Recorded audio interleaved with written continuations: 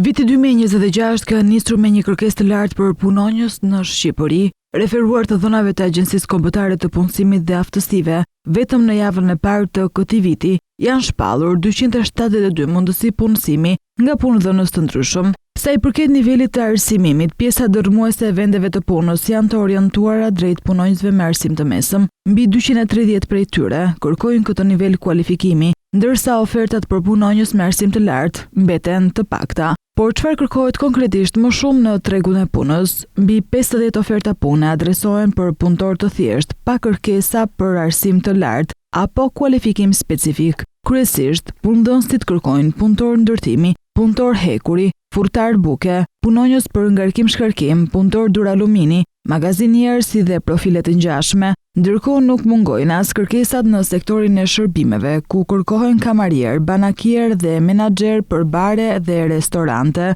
Në anën tjetër të spektrit, më së paku kërkohen punonjës të kualifikuar me diplomë bachelori apo masteri. Në ato pak vende pune të shpallura për këtë kategori, kërkohen kryesisht ekonomist, financier apo inxhinier. Sipas të dhënave dhe analizave, një tjetër karakteristikë e tregut të punës në Shqipëri mbetet mungesa e ofertave për punë me kohë të pjesshme. Kultura e punëdhënësve shqiptar vazhdon të jetë orientuar drejt kontratave me kohë të plotë, ndërsa ofertat fleksibël mbeten ende të kufizuara.